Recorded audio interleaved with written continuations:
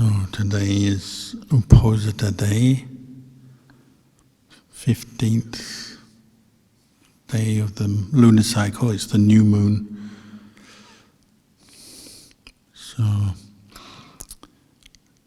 both the Sangha come together to hear the recitation of the Patimokkha and review our sila, our precepts, and the laity also come to the monastery to listen to the Dhamma, review your precepts, 5 precepts, 8 precepts. So sometimes we call this Sila Day.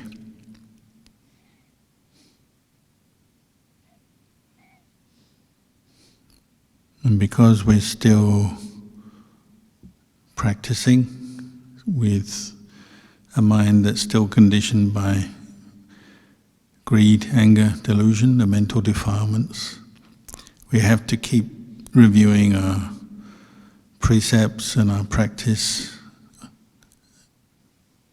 because they keep coming out through our thinking and then through our speech and then through our actions. And it causes us stress, suffering, and maybe causes suffering for other people as well, originating from us. But we take our own stress out on others sometimes. Sometimes aggressively, through what we say and do.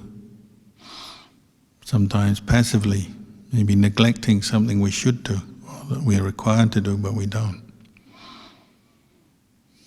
There's many ways our actions influence not only ourselves but other people around us.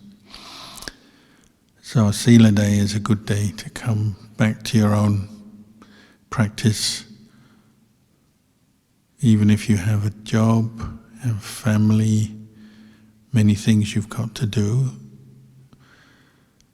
all the time your mind is going with you. So we need to pay attention to that. Sometimes we just hope for the best with life and hope things will go well, but really it depends on us, doesn't it? Our own mind, what we're thinking, our views, our attitudes. So when we come to practice, it's helping to reveal that to us, what our views are and our attitudes are. So you notice in a monastery, say, how your views are often coming up on how you want things to be, how you want your life to be, how you want the monastery to be, what you want to do, what you don't want to do, how you feel about the place, other people.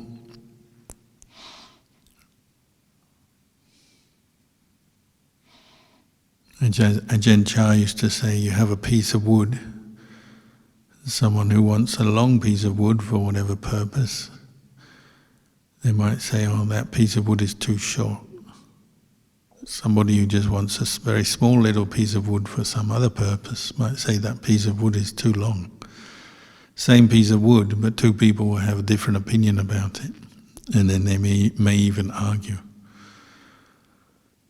What's right, what's wrong, what's good and bad, what's short, what's too short, what's long or too long.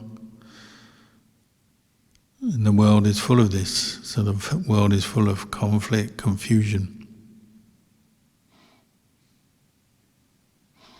And that confusion begins in our own mind. Sometimes we hold on too tightly to our views. I'm right, you're wrong. So we are not happy.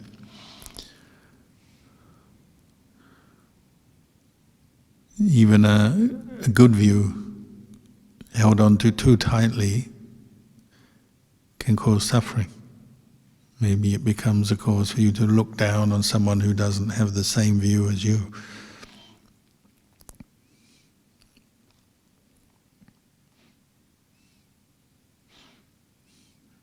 People can even argue about things like something like food. What is the best way to make a certain dish? how many ingredients you should put in, what amount, the right way to cook it. Still, two people will do their dish of food differently. Sometimes people even argue over it. In the end, food is just food for the body.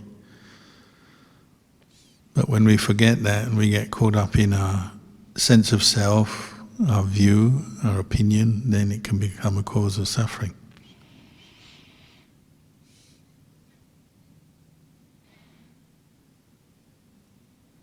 Sometimes when we're in a monastery, we're trying to keep precepts, follow the rules, because we're trying so hard. If someone else is not following them quite the same as us, then that becomes a cause of suffering. We say, oh, why don't they do this or do that? Maybe there's some job that they haven't done.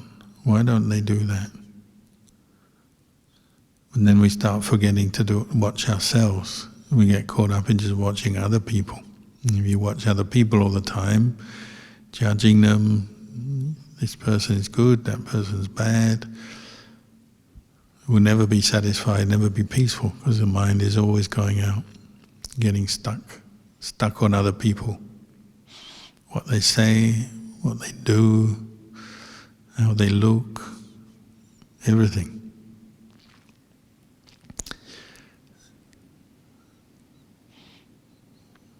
So when you come to meditate and practice, well, it's a good time to set aside all of that. Bring your attention inwards to your own body, your own mind, your own practice. You may have memories of other people, but now it doesn't matter so much, does it? When you're meditating, you can just focus on yourself, what you're feeling, what you're thinking, how your body is, dealing with your own mind, and you don't have to think about other people.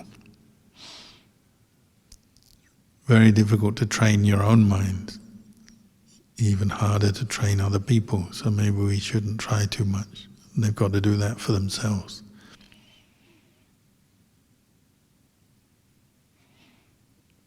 If you want to train your mind, what did the Buddha say? We have to put a lot of effort into developing mindful awareness.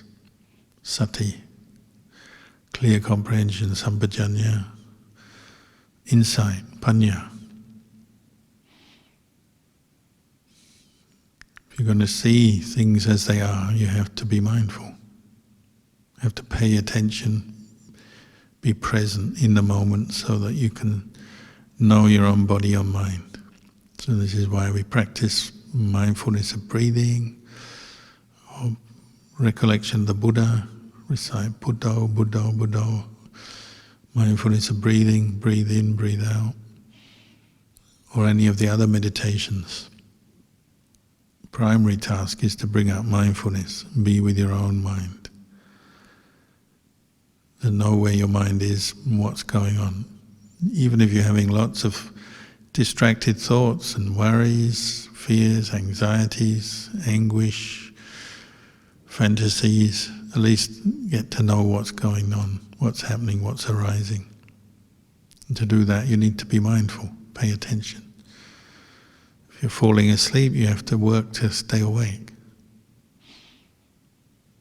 If you're full of anger, you have to work to pacify your mind, calm your mind down. If you're full of desire, fantasizing, imagining about the things you want, then you have to work hard to calm that down.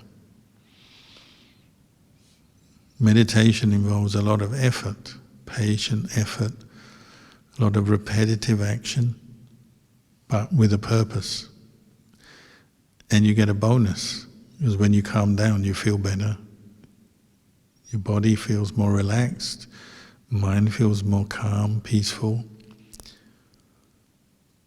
And because you can see things more clearly, then you have less stress, less confusion, less worry. So it's not without its rewards, but you have to practice, make some effort, and you have to learn to drop or set aside all kinds of things that normally fill your mind. The desires, the irritations, the sleepiness, the worries, the doubts. You know them when they come up, and then you let them go.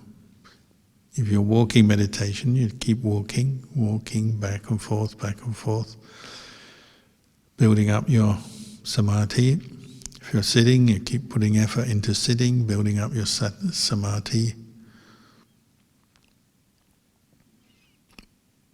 until your mind stays in the present moment more. It's not so easily distracted, and it's not sleepy. It's not so caught up into all the moods. You can see them as impermanent. They arise, pass away.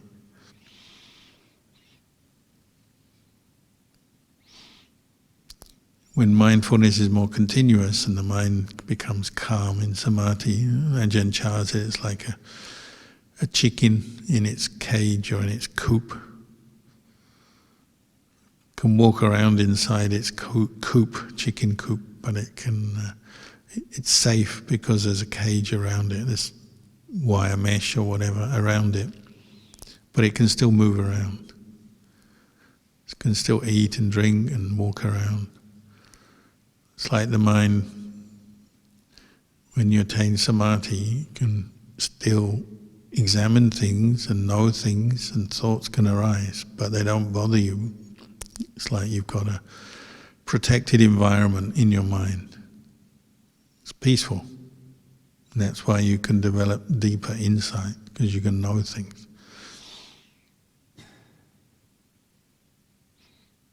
When your mind becomes more calm, there's some stillness there, but also you can turn to contemplate your thoughts and feelings, sounds, sights, smells, tastes, touch. Whatever's arising into consciousness, you can contemplate it from the stillness. And it doesn't hurt you, and it doesn't lead you to confusion. You just know it. Know things and then let them go.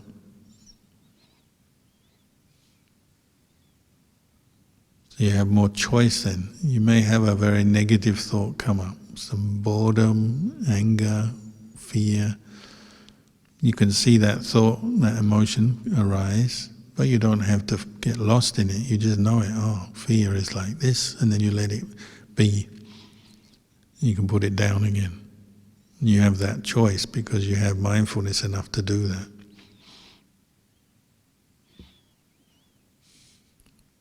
You may remember something that makes you angry, so you can contemplate, oh, why did I get angry then? It was just some issue that arose, passed away.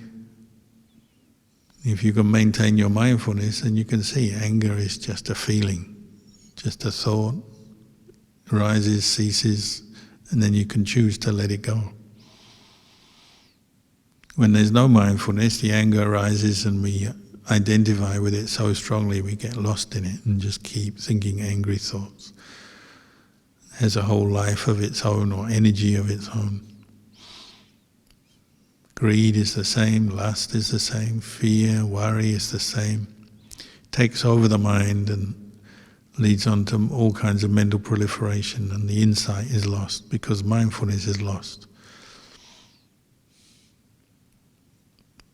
So we need to keep coming back to the mind of Buddha or to the breath.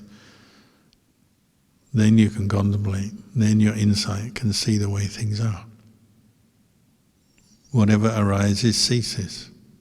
However sad it is, however powerful the emotion is, however annoying it is, it arises, it ceases. However attractive the desire is, it arises, it ceases. Nothing lasts.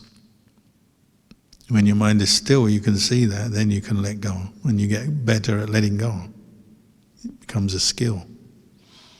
And you'd rather keep your mind free than just keep picking stuff up and holding on to it. When you hold on to things, your mind feels heavy, like a heavy burden.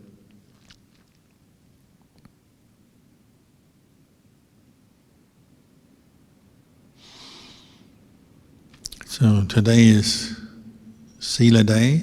It's a good day to meditate, chant. We just now chanted the Paritas. They're all very good things think about the meaning, and to listen to the Dhamma, contemplate the Dhamma, try to understand the Dhamma better, and then put it into practice. So I'll leave you with those reflections tonight.